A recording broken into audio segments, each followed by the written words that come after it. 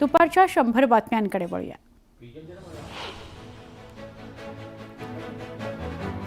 सैफ अली खानवर हल्ला करणारा आरोपी दादरच्या कबूतरखाना परिसरात आढळून आला। या परिसरातील एका दुकानातून त्याने हेडफोन्स खरेदी केलेत। दरम्यान दुकानाच्या सीसीटीव्हीत हल्लेखोर कैद झालाय। सैफ अली खान हल्ला प्रकरणाचं पोलिसांनी प्रसिद्ध केलेल्या सीसीटीव्हीमधील आरोपीची ओळख पटवण्याचं काम सुरू आहे। सीसीटीव्हीत दिसणारा आरोपी सराईत चोर असल्याचं समोर आलंय। याच आरोपीने 2 नोव्हेंबर 2024 मध्ये नाहूरच्या ॲशफोर्ड सोसायटीत चोरी केली होती। या प्रकरणी भांडूप पोलिसांकडून आरोपीला अटक करण्यात आली आहे। काल वांद्रे परिसरातून एका व्यक्तीला ताब्यात घेण्यात आलं होतं। हा व्यक्ती सैफवर हल्ला करणाऱ्या आरोपीसारखाच दिसत होता, मात्र तो आरोपी नसल्याचं समोर आलंय। वर्सोवा परिसरात संबंधित व्यक्ती चप्पल चोरी करत असतानाचा सीसीटीव्ही समोर आलाय। याबाबत पोलिसांकडून अधिकचा तपास सुरू आहे। सैफवर हल्ला झाला, मात्र हल्लेखोराच्या निशाण्यावर नक्की कोण होतं असा सवाल उपस्थित झालाय। जखमी अवस्थेत असतानाही सैफनं फक्त तैमूरलाच सोबत रुग्णालयात नेलं। तैमूरलाच सोबत का नेलं आणि या हल्ल्यामागचं नक्की कारण काय असा सवाल विचारला जातोय। मुलाचं नाव तैमूर ठेवल्यामुळे सैफ अली खान याला मागील अनेक वर्ष टार्गेट केलं जात आहे।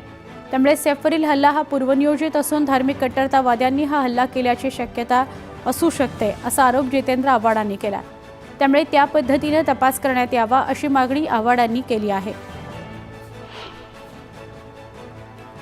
सैफ अली खानवरील हल्ल्याप्रकरणी त्याची पत्नी करीना कपूरचा जबाब पोलिसांनी नोंदवलाय। हल्लेखोर खूप आक्रमक होता। त्यानं सैफवर अनेक वेळा वार केले, मात्र आरोपीने घरातील कोणतीही गोष्ट चोरली नाही असं करीनानं म्हटलंय। संतोष देशमुख हत्या प्रकरणातील 6 आरोपींची सीआयडी कोठडीची मुदत आज संपतेय। त्यामुळे या आरोपींना विशेष मकोका न्यायालयात हजर केलं जाणार आहे। यातील काही आरोपींवर अॅट्रॉसिटीचा गुन्हा दाखल करण्यात आलाय। संतोष देशमुख हत्या प्रकरणातील आरोपी वाल्मिक कराडच्या जामीन अर्जावर आज सुनावणी होणार आहे। बीडच्या केज न्यायालयामध्ये ही सुनावणी होईल, तर हत्या आणि खंडणी प्रकरणात विष्णू चाटेच्याही जामीन अर्जावर सुनावणी होणार आहे। शिर्डीत राष्ट्रवादी काँग्रेसच्या 2 दिवसीय अधिवेशनाचं आयोजन करण्यात आलंय। नवसंकल्प शिबिराच्या माध्यमातून आगामी स्थानिक स्वराज्य संस्थांच्या निवडणुकांची रणनीती ठरवण्यात येणार आहे। शिर्डीत होणाऱ्या राष्ट्रवादी काँग्रेसच्या अधिवेशनाला छगन भुजबळ यांनी हजेरी लावली आहे। राज्य मंत्रिमंडळ विस्तारात स्थान न मिळाल्यानं भुजबळांनी नाराजी व्यक्त केली। त्यामुळे ते अधिवेशनाला उपस्थित राहणार की नाहीत असे सवाल उपस्थित होत आहेत। नाराजी नाट्यानंतर आज पहिल्यांदा छगन भुजबळ आणि अजित पवार आमने सामने आल्यानं चर्चांना उधाण आलंय। पुणे महानगरपालिकेच्या अतिरिक्त पाणी वापरावर जलसंपदा विभागानं नाराजी व्यक्त केली आहे। महापालिका जोपर्यंत नेमकं किती पाणी रिसायकलिंग करतं याचा हिशोब देणार नाही, तोपर्यंत जलसंपदा विभाग पाणी मागणीचा प्रस्ताव मंजूर करणार नाही, अशी भूमिका जलसंपदा मंत्री राधाकृष्ण विखे पाटील यांनी घेतली आहे। जलजीवन मिशन योजनेअंतर्गत अहमदनगर दक्षिण लोकसभा मतदारसंघात कोट्यवधी रुपयांचा भ्रष्टाचार झाल्याचा आरोप करण्यात आलाय। खासदार निलेश लंके यांनी हा आरोप केलाय। अनेक गावांमध्ये कामं न करता बिलं मंजूर केल्याचा आरोप त्यांनी केलाय। या प्रकरणी केंद्रस्तरीय ऑडिट करण्याची मागणी त्यांनी केली आहे। आमदार सुनील शेळके यांनी लोणावळ्यामध्ये जनसंवाद यात्रा पार पाडली, म्हणजे दौरा केला। प्रभागात जाऊन त्यांनी नागरिकांशी संवाद साधला। यावेळी नागरिकांनी आमदार सुनील शेळकेंसमोर समस्यांचा पाढाच वाचला। लाडकी बहीण योजनेचे पैसे परत घेण्याचा सरकारचा विचार नाही, अशी माहिती मंत्री अदिती तटकरे यांनी दिली। या योजनेकरता कोणतेही नवीन निकष नसून ज्या बहिणींनी चुकीच्या पद्धतीने अर्ज भरलेले आहेत त्यांचे अर्ज अपात्र होतील, असं तटकरे म्हणाल्या। लाडकी बहीण योजनेचा लाभ नको म्हणून महिलांनी अर्ज करायला सुरुवात केली आहे। महिला आणि बालविकास कार्यालयात आतापर्यंत 12 अर्ज दाखल झालेत। 2 दिवसांपासून सोनं चांदीच्या भावात पुन्हा एकदा वाढ झाली आहे। सोन्याचे भाव 79,800 रुपयांपर्यंत प्रति तोळा गेलेत, तर चांदीचे भाव 91,600 रुपयांपर्यंत गेलेत। लाडकी बहीण योजनेतून 4,000 बहिणींनी माघार घेतली आहे।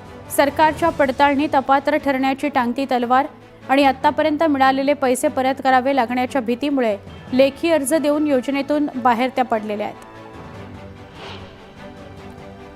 मुंबई राज्य सरकारच्या विविध विभागांमार्फत आर्थिक वर्षाच्या शेवटच्या 3 महिन्यांमध्ये मोठ्या प्रमाणात खर्च केला जातो.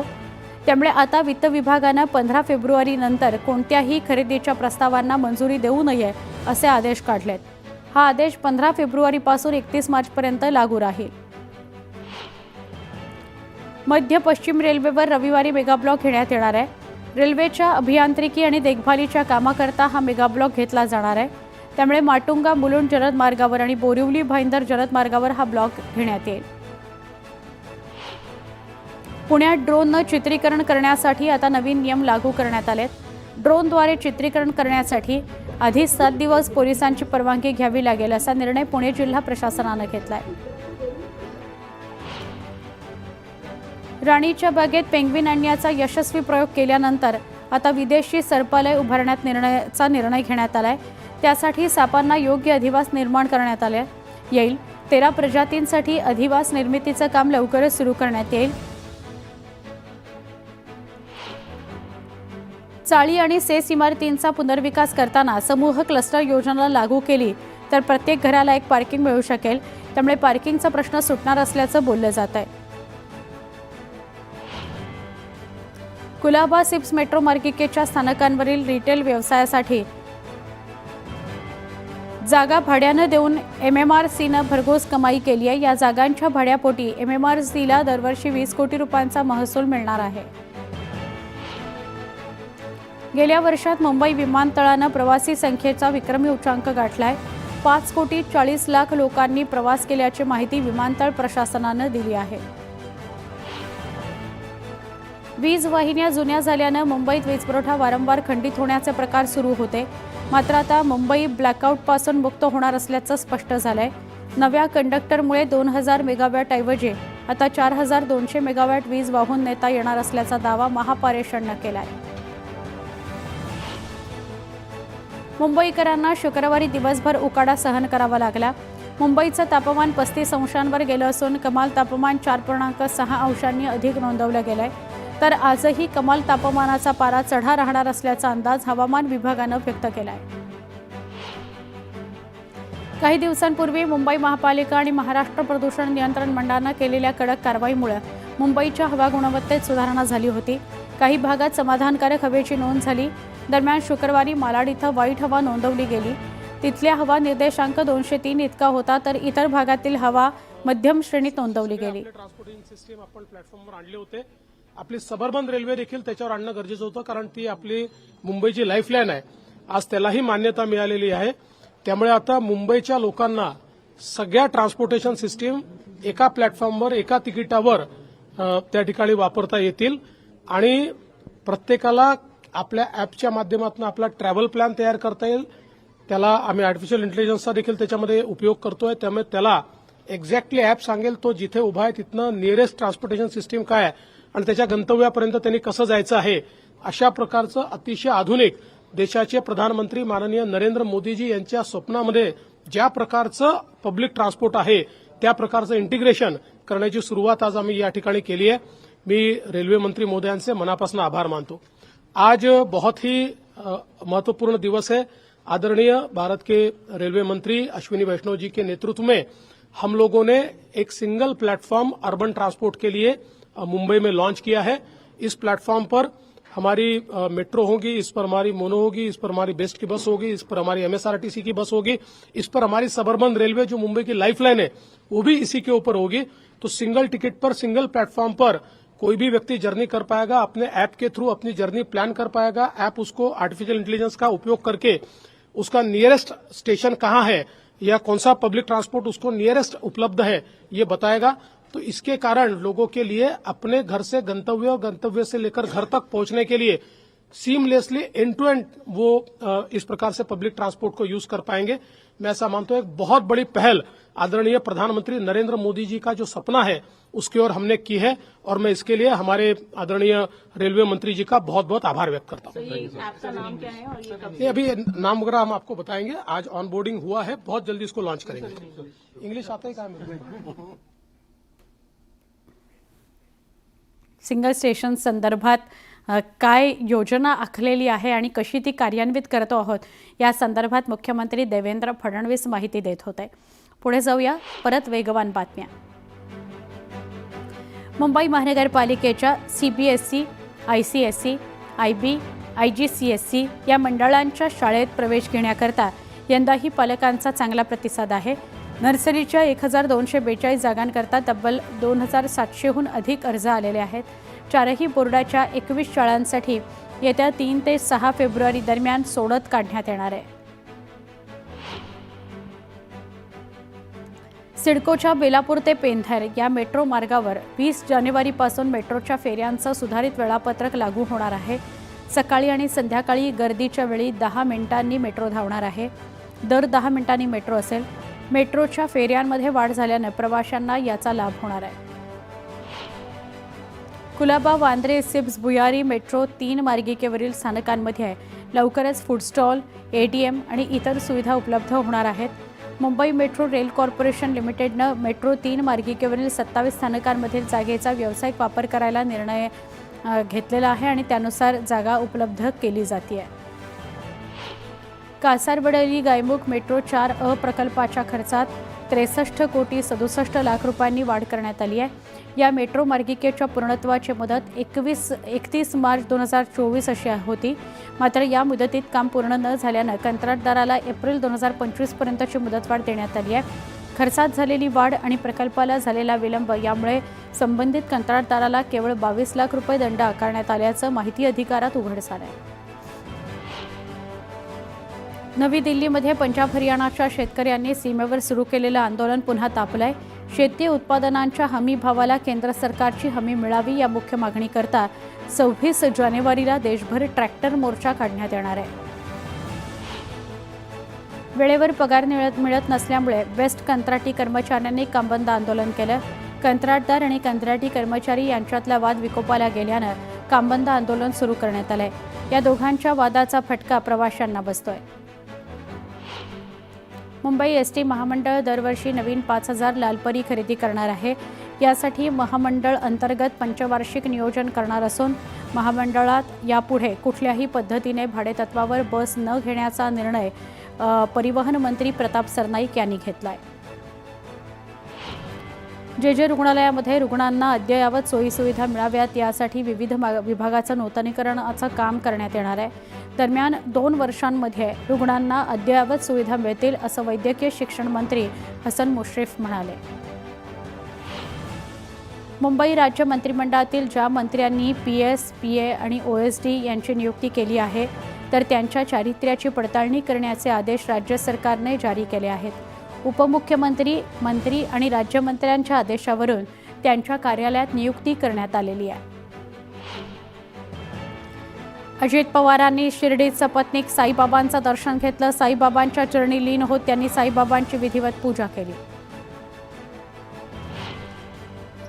माजी मंत्री दिलीप वळसे पाटील यांनी सपत्नीक साई दरबारी हजेरी लावली. यावेळी साई समाधीचं दर्शन घेतली, विधिवत पूजा केली. पाणी साठवण्याच्या योग्य नियोजनाअभावी चाळीसगावच्या 25 गावांमध्ये यंदाही पाणी टंचाईचं सावट आहे. खबरदारीचा उपाय म्हणून टँकर, कूपनलिका, खाजगी विहिरी अधिग्रहित करण्याचा प्रस्ताव जिल्हाधिकाऱ्यांकडे पाठवण्यात आला आहे. नांदेड जिल्ह्यातील कंधार इथल्या बडी दर्ग्याच्या उरूसमध्ये उत्साहात संपन्न झाला. बडी दर्ग्यावर भाविकांनी मोठ्या श्रद्धेनं माथा टेकला. यावेळी संदल मिरवणुकीतही सहभाग घेतला. दापोलीतील विस्तीर्ण बाणकोट खाडीच्या मुळाशी गाळ जमा झालाय. त्यामुळे मासेमारी व्यवसाय धोक्यात आलाय. खाडी प्रदूषणाच्या विळख्यात असल्यानं मच्छीमारांच्या अडचणी वाढल्यात. गोंदियात उपप्रादेशिक परिवहन कार्यालय आणि वाहतूक नियंत्रण शाखेच्या वतीनं वॉकेथॉनचं आयोजन करण्यात आलं होतं. यावेळी रस्ता सुरक्षा अभियानाअंतर्गत हा जनजागृती उपक्रम घेण्यात आला. इंदापूरच्या वालचंदनगर पोलीस स्टेशनकडून विविध गुन्ह्यांमध्ये 1,14,000चा मुद्देमाल जप्त करण्यात आला होता. दरम्यान हा मुद्देमाल पोलिसांकडून मूळ मालकांना परत करण्यात आलाय.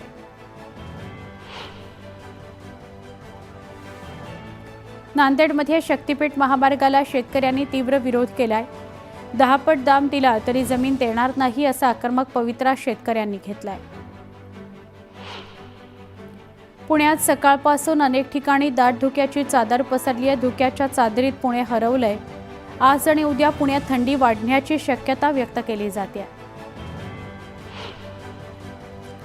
धाराशिवमध्ये वाघाला पकडण्यापासून वनविभागाच्या स्पेशल टीमची कसरत पणाला लागली आहे. गेल्या 6 दिवसांपासून वाघाची शोध मोहीम सुरू आहे. मात्र अद्यापही वाघ वनविभागाच्या जाळ्यात सापडलेला नाहीये. चाळीसगाव तालुक्यात रब्बी हंगाम बहरणार आहे. 23,515 हेक्टरवर पिकांची लागवड करण्यात आली आहे.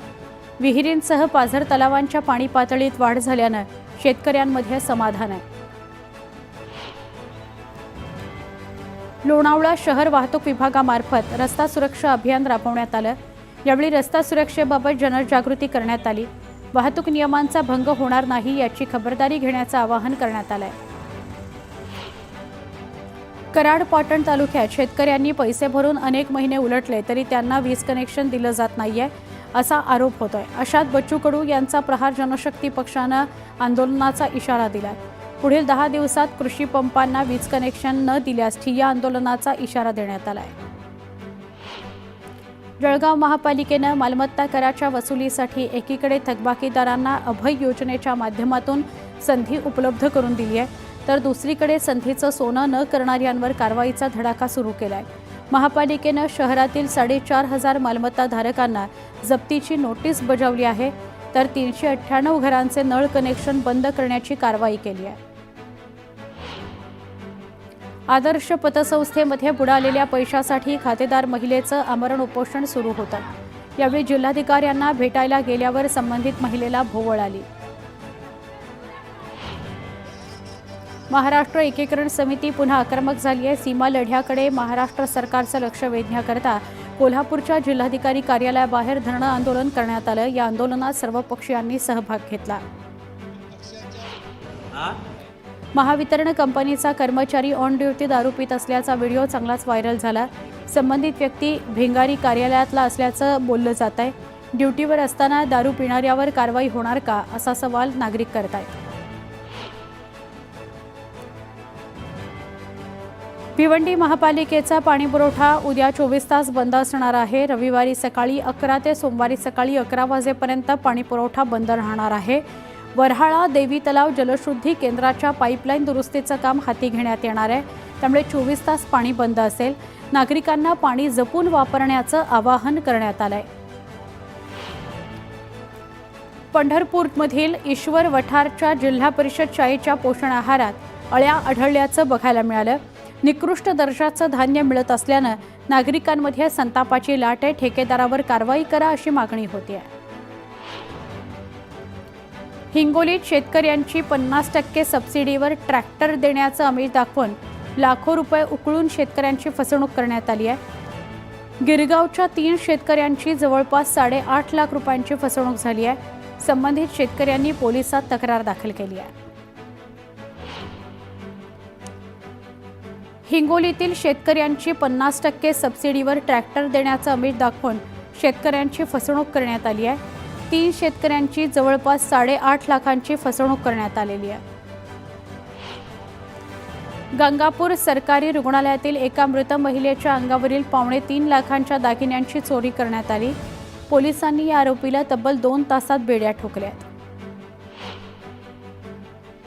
फलटण तालुक्यातील धक्कादायक प्रकार समोर आलाय. विडणी इथं एका महिलेचा अर्धवट जळलेल्या अवस्थेतला मृतदेह आढळलाय. त्यामुळे खळबळ उडाली आहे. ही हत्या अंधश्रद्धेतून झाल्याचा अंदाज पोलिसांनी वर्तवलाय. अर्ध्या मृतदेहाचा पोलिसांकडून तपास सुरू आहे.